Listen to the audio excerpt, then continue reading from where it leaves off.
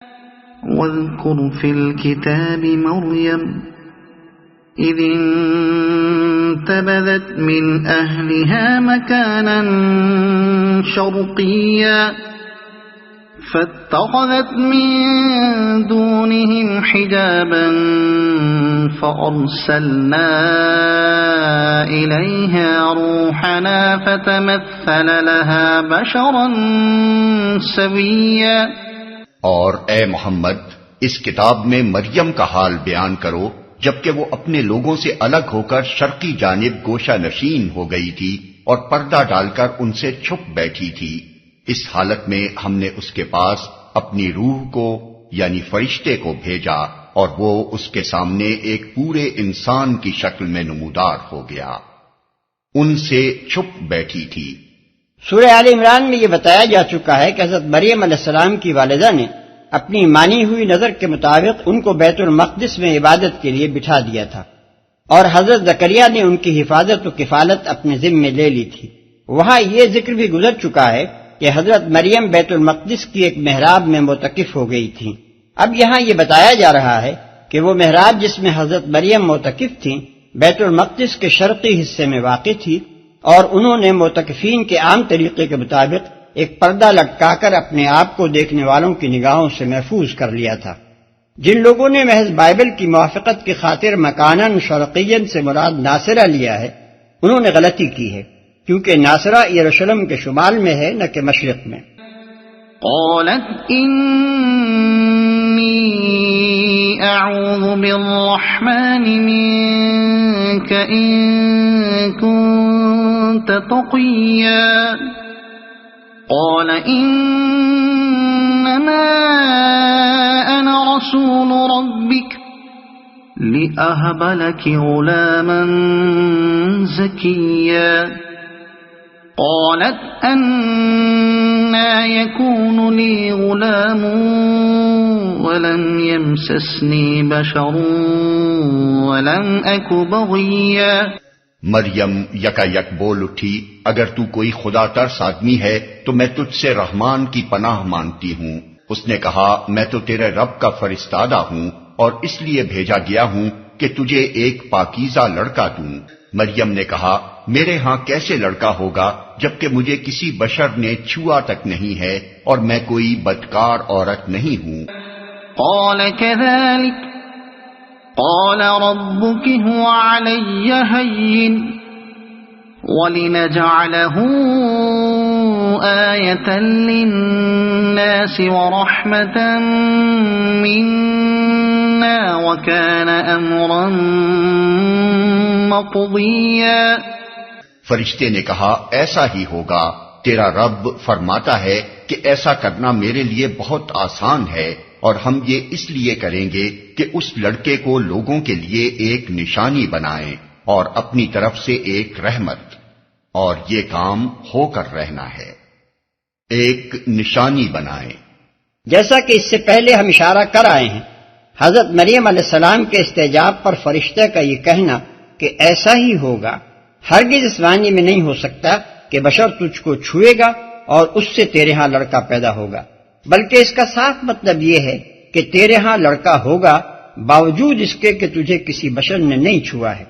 اوپر انہی الفاظ میں حضرت زکریا علیہ السلام کا استجاب نقل ہو چکا ہے، اور وہاں بھی فرشتے نے یہی جواب دیا ہے۔ ظاہر ہے کہ جو مطلب اس جواب کا وہاں ہے وہی یہاں بھی ہے۔ اسی طرح سورہ ذاریات آیات 28 تا 30 میں جب فرشتہ حضرت ابراہیم علیہ السلام کو بیٹے کی بشارت دیتا ہے اور حضرت سارہ کہتی ہیں کہ مجھ بوڑھی بانجھ کے ہاں بیٹا کیسے ہوگا، تو فرشتہ ان کو جواب دیتا ہے کہ کذالک ایسا ہی ہوگا۔ ظاہر ہے کہ اس سے مراد بڑھاپے اور بانجھپن کے باوجود ان کے ہاں اولاد ہونا ہے۔ علاوہ بنی اگر کذالک کا مطلب یہ لے لیا جائے کہ بشر تجھے چھوئے گا اور تیرے ہاں اسی طرح لڑکا ہوگا جیسے دنیا بھر کی عورتوں کے ہاں ہوا کرتا ہے، تو پھر بعد کے دونوں فقرے بالکل بے معنی ہو جاتے ہیں۔ اس صورت میں یہ کہنے کی کیا ضرورت رہ جاتی ہے کہ تیرا رب کہتا ہے کہ ایسا کرنا میرے لیے بہت آسان ہے، اور یہ کہ ہم اس لڑکے کو ایک نشانی بنانا چاہتے ہیں۔ نشانی کا لفظ یہاں صریحاً معجزے کے معنی میں استعمال ہوا ہے، اور اسی معنی پر یہ فقرہ بھی دلالت کرتا ہے کہ ایسا کرنا میرے لیے بہت آسان ہے۔ لہذا اس ارشاد کا مطلب بجز اس کے اور کچھ نہیں ہے کہ ہم اس لڑکے کی ذات ہی کو ایک معجزے کی حیثیت سے بنی اسرائیل کے سامنے پیش کرنا چاہتے ہیں۔ بعد کی تفصیلات اس بات کی خود تشریح کر رہی ہیں کہ حضرت عیسیٰ علیہ السلام کی ذات کو کس طرح معجزہ بنا کر پیش کیا گیا۔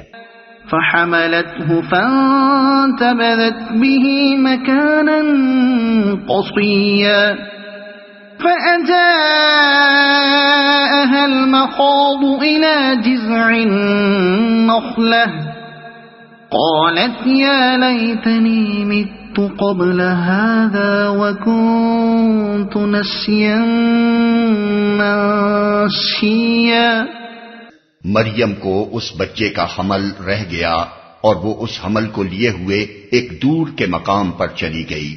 پھر زچگی کی تکلیف نے اسے ایک کھجور کے درخت کے نیچے پہنچا دیا۔ وہ کہنے لگی کاش میں اس سے پہلے ہی مر جاتی اور میرا نام و نشان نہ رہتا۔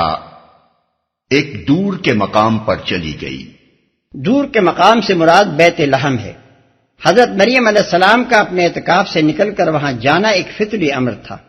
بنی اسرائیل کے مقدس ترین گھرانے بنی ہارون کی لڑکی اور پھر وہ جو بیت المقدس میں خدا کی عبادت کے لیے وقف ہو کر بیٹھی تھی یکایک حاملہ ہو گئی۔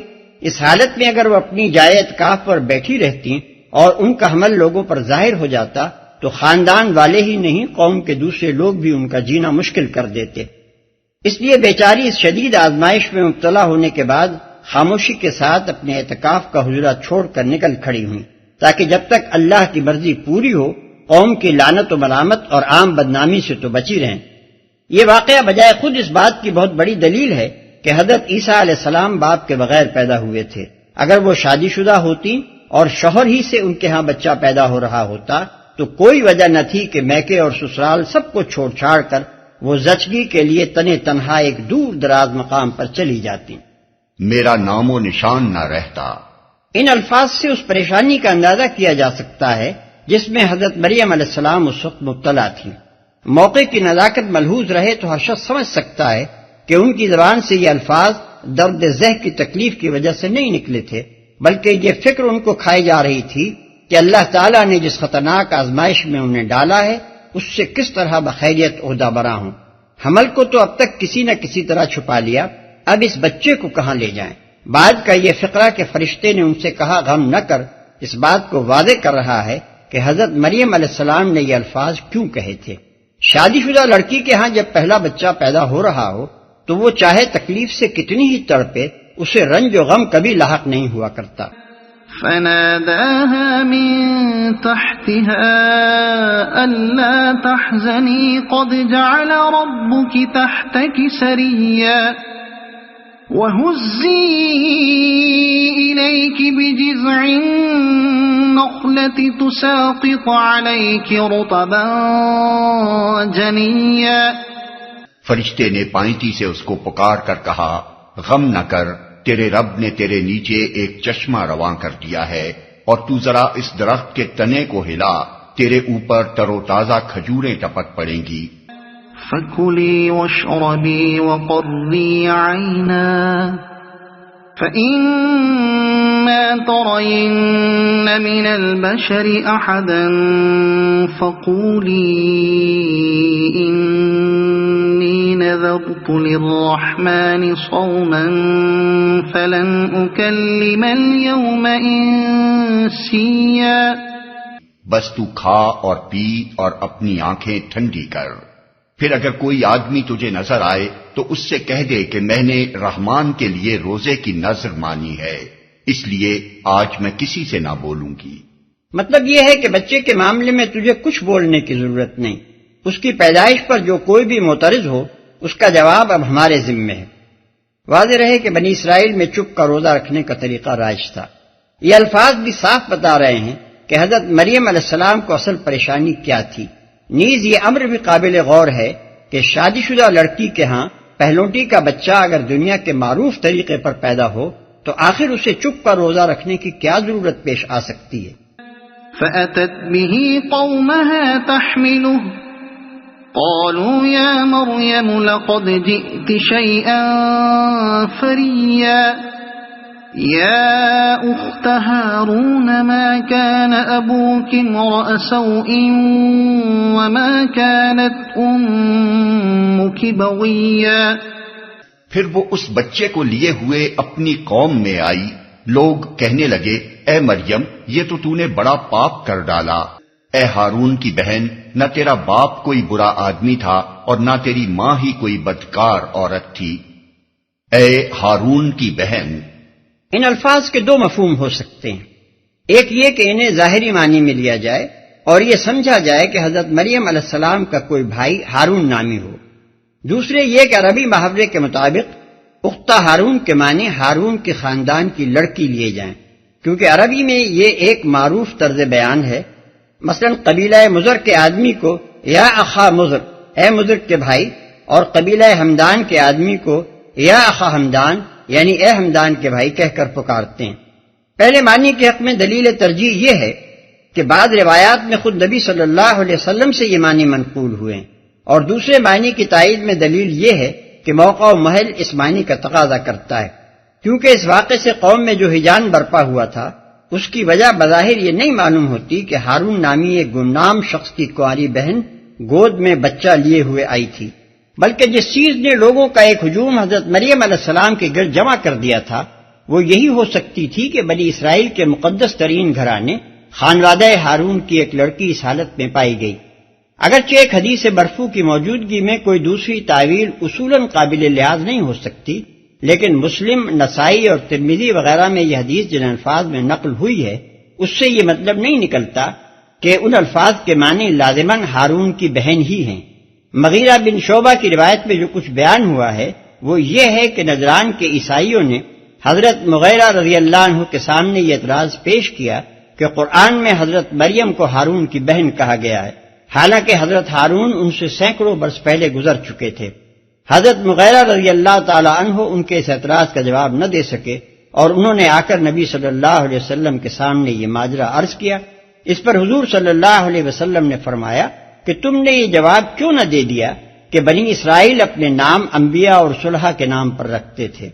حضور صلی اللہ علیہ وسلم کے اس ارشاد سے صرف یہ بات نکلتی ہے کہ لاجواب ہونے کے بجائے یہ جواب دے کر اعتراض رفع کیا جا سکتا تھا. نہ تیری ماں ہی کوئی بدکار عورت تھی.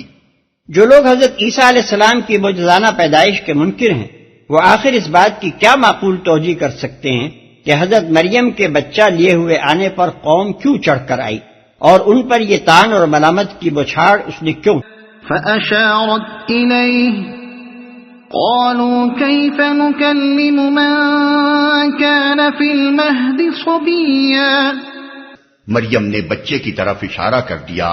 لوگوں نے کہا ہم اس سے کیا بات کریں جو گہوارے میں پڑا ہوا ایک بچہ ہے. قرآن کی معنوی تعریف کرنے والوں نے اس آیت کا یہ مطلب لیا ہے کہ ہم اس سے کیا بات کریں جو کل کا بچہ ہے، یعنی ان کے نزدیک یہ گفتگو حضرت عیسیٰ علیہ السلام کی جوانی کے زمانے میں ہوئی اور بنی اسرائیل کے بڑے بوڑھوں نے کہا کہ بھلا اس لڑکے سے کیا بات کریں جو کل ہمارے سامنے گہوارے میں پڑا ہوا تھا.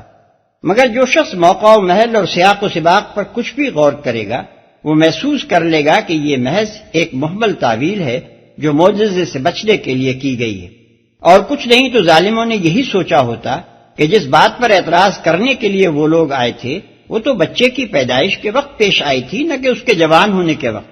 علاوہ بری سورہ آل عمران کی آیت 46 اور سورہ مائدہ کی آیت 110 دونوں اس بات کی قطعی صراحت کرتی ہیں کہ حضرت عیسیٰ علیہ السلام نے یہ کلام جوانی میں نہیں بلکہ گہوارے میں ایک نوزائیدہ بچے کی حیثیت ہی سے کیا تھا. پہلی آیت میں فرشتہ حضرت مریم علیہ السلام کو بیٹے کی بشارت دیتے ہوئے کہتا ہے کہ وہ لوگوں سے گہوارے میں بھی بات کرے گا اور جوان ہو کر بھی. دوسری آیت میں اللہ تعالیٰ خود حضرت عیسیٰ علیہ السلام سے فرماتا ہے کہ تو لوگوں سے گہوارے میں بھی بات کرتا تھا اور جوانی میں بھی. قال إني عبد الله آتاني الكتاب وجعلني نبيا وجعلني مباركا أينما كنت وأوصاني بالصلاة والزكاة ما دمت حيا وبرا بوالدتي ولم يجعلني جبارا شقيا. بچہ بول اٹھا، میں اللہ کا بندہ ہوں، اس نے مجھے کتاب دی اور نبی بنایا اور بابرکت کیا جہاں بھی میں رہوں، اور نماز اور زکوٰۃ کی پابندی کا حکم دیا جب تک میں زندہ رہوں، اور اپنی والدہ کا حق ادا کرنے والا بنایا، اور مجھ کو جبار اور شقی نہیں بنایا، اپنی والدہ کا حق ادا کرنے والا بنایا۔ یہ نہیں فرمایا کہ والدین کا حق ادا کرنے والا، صرف والدہ کا حق ادا کرنے والا فرمایا ہے۔ یہ بھی اس بات کی دلیل ہے کہ حضرت عیسیٰ علیہ السلام کا باپ کوئی نہ تھا، اور اسی کی ایک سری دلیل یہ ہے کہ قرآن میں ہر جگہ ان کو عیسیٰ ابن مریم کہا گیا ہے۔ والسلام علی یوم ولدت ویوم اموت ویوم ابعث حیا، سلام ہے مجھ پر جب کہ میں پیدا ہوا اور جب کہ میں مروں اور جب کہ زندہ کر کے اٹھایا جاؤں۔ یہ ہے وہ نشانی جو حضرت عیسیٰ علیہ السلام کی ذات میں بنی اسرائیل کے سامنے پیش کی گئی۔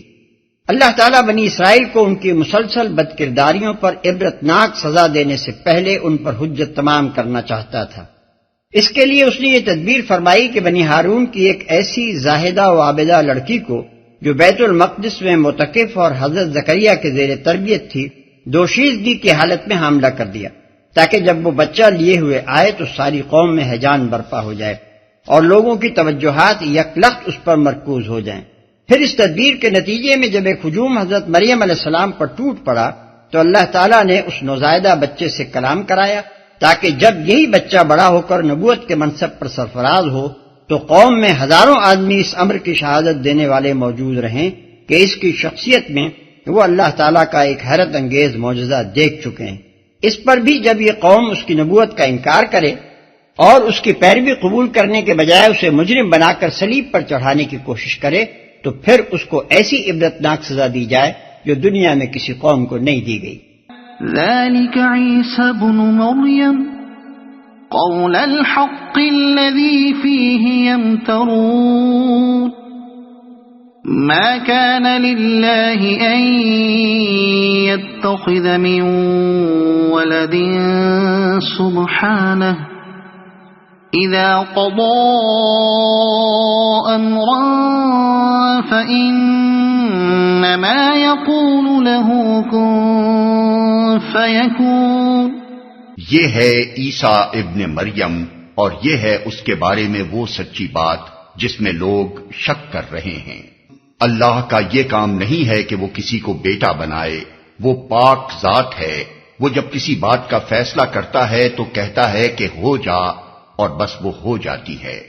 یہاں تک جو بات عیسائیوں کے سامنے وعدے کی گئی ہے وہ یہ ہے کہ حضرت عیسیٰ علیہ السلام کے متعلق ابن اللہ ہونے کا جو عقیدہ انہوں نے اختیار کر رکھا ہے وہ باطل ہے۔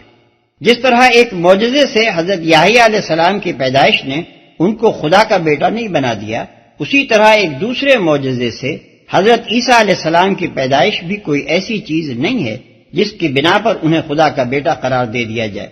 عیسائیوں کی اپنی روایات میں بھی یہ بات موجود ہے کہ حضرت یحییٰ علیہ السلام اور حضرت عیسیٰ علیہ السلام دونوں ایک طرح کے معجزے سے پیدا ہوئے تھے۔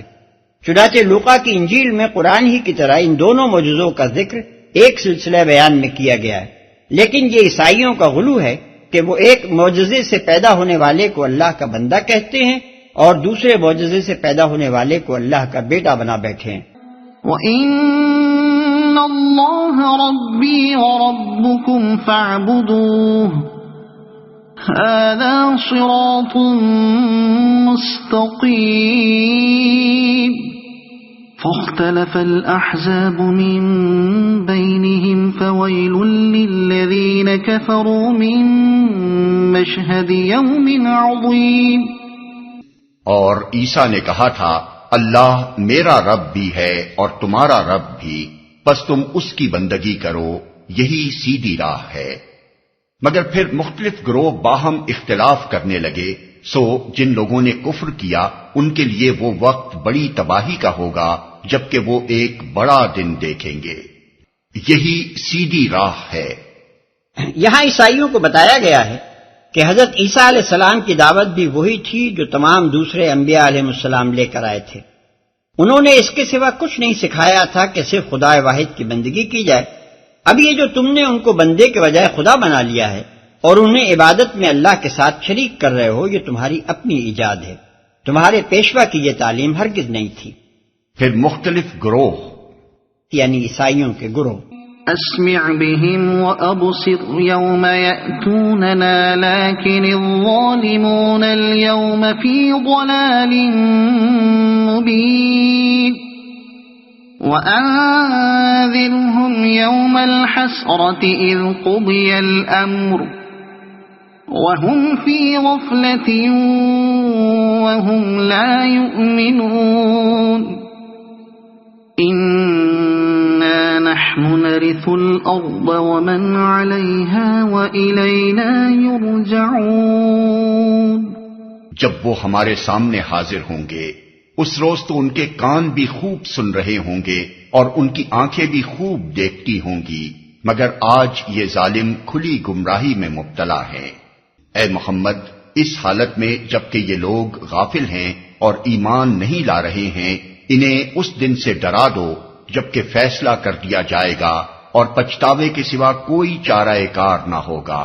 آخر کار ہم ہی زمین اور اس کی ساری چیزوں کے وارث ہوں گے اور سب ہماری طرف ہی پلٹائے جائیں گے۔ یہاں وہ تقریر ختم ہوتی ہے جو عیسائیوں کو سنانے کے لیے نازل فرمائی گئی تھی۔ اس تقریر کی عظمت کا صحیح اندازہ اسی وقت ہو سکتا ہے جبکہ آدمی اس کو پڑھتے وقت وہ تاریخی پس منظر نگاہ میں رکھے جو ہم نے اس سورے کے دیباچے میں بیان کیا ہے۔ یہ تقریر اس موقع پر نازل ہوئی تھی جبکہ مکے کے مظلوم مسلمان ایک عیسائی سلطنت میں پناہ لینے کے لیے جا رہے تھے، اور اس غرض کے لیے نازل کی گئی تھی کہ جب وہاں مسیح کے متعلق اسلامی عقائد کا سوال چھڑے تو یہ سرکاری بیان عیسائیوں کو سنا دیا جائے۔ اس سے بڑھ کر اور کیا ثبوت اس امر کا ہو سکتا ہے کہ اسلام نے مسلمانوں کو کسی حال میں بھی حق و صداقت کے معاملے میں مداہنت برتنا نہیں سکھایا ہے۔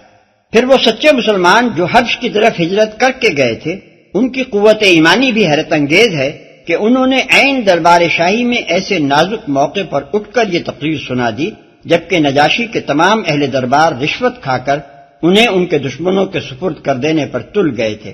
اس وقت اس امر کا پورا خطرہ تھا کہ مسیحیت کے بنیادی عقائد پر اسلام کا یہ بلاگ تبصرہ سن کر نجاشی بھی بگڑ جائے گا اور ان مظلوم مسلمانوں کو قریش کے قصائیوں کے حوالے کر دے گا، مگر اس کے باوجود انہوں نے کلمہ حق پیش کرنے میں ذرہ برابر تامل نہ کیا۔